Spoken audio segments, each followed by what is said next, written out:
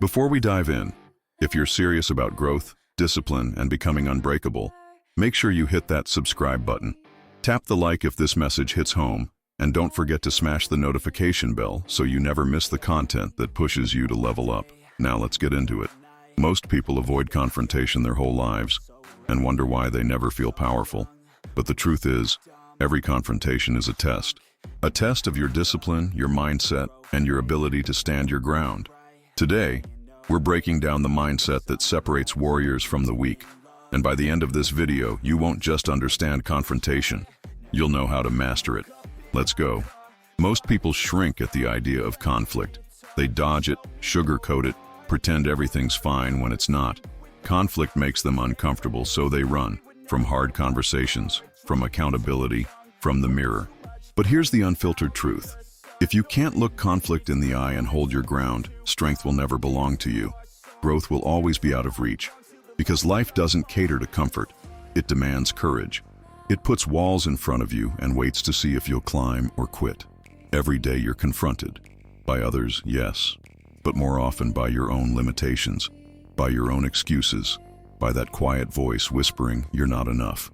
And that's the real fight. Not the arguments, not the drama, not the external noise, but the internal wars. The ones no one sees. The ones where your future is decided.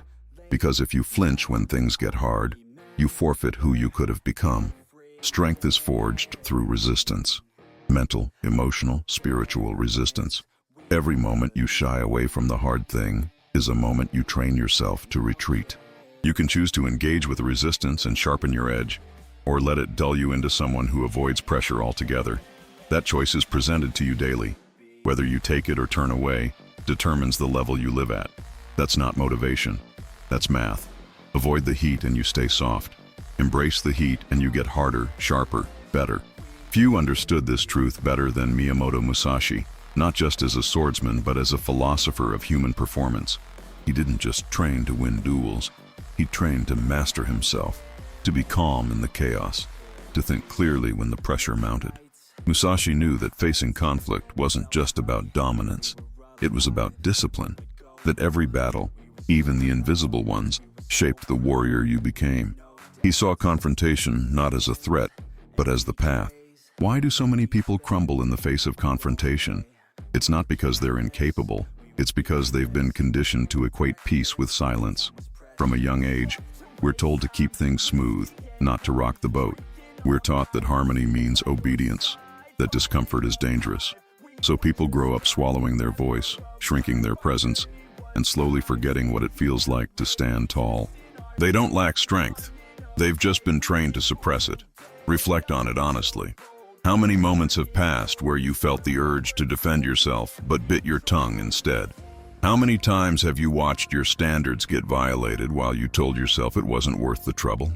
And perhaps the most damaging of all, how many times have you allowed your own thoughts to convince you that staying small was safer than standing strong? These aren't small moments. They're moments of self-betrayal, and they compound. Every one of them chips away at your power until fear becomes your operating system. This is why so many never rise above average. It's not a lack of talent or intelligence. It's an unwillingness to enter the arena. Every confrontation avoided sends a message to your subconscious. I'm not ready, I'm not worthy, I'm not strong enough. And the mind listens. Before long, you're not just avoiding conflict, you're avoiding growth. You become a prisoner of your own comfort zone, wondering why you're stuck, while refusing to face the very tests designed to free you. Miyamoto Musashi didn't rise by chance. He rose by confronting reality with discipline and clarity. 60 duels, 60 wins. But what made him formidable wasn't the blade. It was his control, his preparation, his refusal to let emotion dictate action. Musashi understood that true strength comes from composure, from anticipation, from knowing the terrain of the mind better than your opponent knows the battlefield. He didn't just defeat others, he mastered himself. And in doing so, he showed us that victory begins long before the conflict ever starts. If you're serious about winning, not just in physical confrontations, but in the everyday battles that define your life, you need to internalize the same core principles that Miyamoto Musashi lived by. His victories weren't accidental, they were engineered. And if you want to build a life of strength, clarity, and purpose, You'll need to approach your own challenges with that same level of intentionality. Because victory doesn't begin when the fight starts. It begins long before that. The first principle is simple but often ignored. The outcome is determined before the conflict begins. Most people mistakenly believe they'll be able to rise in the moment, that something inside them will just kick in. But that's a fantasy. Under pressure, you don't rise to your goals. You collapse to the standard of your preparation. Musashi didn't wait until the duel to figure things out.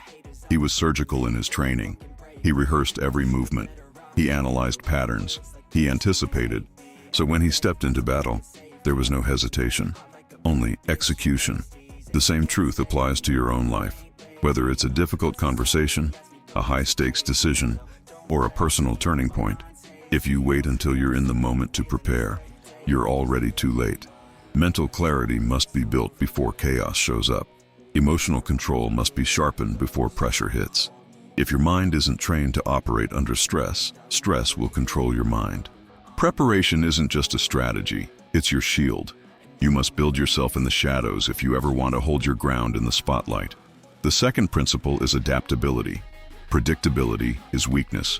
The moment your behavior becomes obvious, you become easy to manipulate. By people, by situations, even by your own habits. Musashi never walked into battle with a script. He flowed. He observed. He made others react to him. That's what dominance looks like. Not aggression, but control. He made the battlefield his environment. He turned chaos into order by staying fluid, never letting his opponent find rhythm. That's how he stayed undefeated. That's how you must learn to live. Unshakable, but never static. Unpredictability isn't just a tactic. It's a form of power. In every confrontation, physical or psychological, the one who controls the tempo controls the outcome. If people know how you'll react, they can steer your behavior. They'll provoke you just to watch you unravel. But when you become unreadable, when your actions aren't ruled by impulse, you take that power back. If they expect rage, offer calm. If they expect silence, speak truth with precision. If they anticipate delay, move decisively. In that space of surprise, you gain the upper hand, not through domination, but through clarity. Your emotions are valuable, but they're not your compass. The moment they start dictating your behavior, you've handed your control over to the environment. Stay sharp, stay composed. Self-mastery means you don't allow others to press your buttons, because those buttons no longer exist. Musashi didn't win because he was cold. He won because he was clear. When your actions are grounded in intent rather than reaction, you're not just stronger, you're untouchable. Adaptation, not aggression, wins the long game. The third principle Musashi lived by is restraint. True warriors don't waste their energy proving themselves. Not every challenge deserves a response. Not every insult needs to be answered. Not every battle is worth your presence. The immature chase conflict to feed their ego. The wise conserve their strength for what actually matters. A fool argues over petty things. A fool takes every disagreement personally. And a fool walks into battles that only drain him. Strength isn't in constant resistance. It's in conscious choice. Musashi understood that discipline isn't just about action. It's about inaction when necessary. Most fights in life are distractions dressed as duty. Arguments online, petty rivalries, misunderstood opinions. All of them cost energy, but offer no return. Real strength is silent when needed, sharp when called, and always tied to purpose. Weak men seek validation in conflict. Strong ones move only when the mission requires it. That's what makes a warrior. Not the will to fight, but the wisdom to know when not to. Confrontation has nothing to do with rage and everything to do with restraint. It's not an emotional reaction. It's a calculated decision. Strategy, not fury. Control, not chaos. Discipline, not drama. That's the difference between those who crumble in conflict and those who bend the world in their favor. If you want to win, really win, you have to shift the way you see confrontation. It's not a threat, it's a tool. And like any tool, its power depends on how well you've trained to use it. First, preparation is the foundation. You win before the fight begins. You don't rise in the heat of the moment. You default to your training. If you've built nothing, you fall. If you've studied, trained, visualized, then when the pressure hits, you execute. Second, unpredictability is your shield. When others can read you, they can manipulate you. Stay fluid, stay tactical. Keep your playbook to yourself and force others to play your game. Third, choose your battles wisely. Don't waste time on noise. A warrior doesn't fight for ego, he fights with purpose. Not every flame deserves your fire. This wasn't just Musashi's strategy, it was his lifestyle. He didn't seek conflict, but when it came, he dictated the terms. He didn't just engage, he dominated. Because he wasn't reacting, he was always ahead. His power came from detachment, preparation, and clarity. He knew what most people never learn.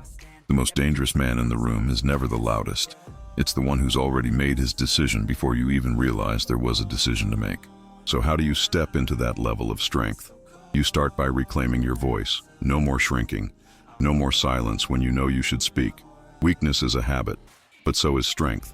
And every time you speak up, every time you draw a line, every time you choose clarity over comfort, you train yourself to be unshakable. You don't need to fight every battle.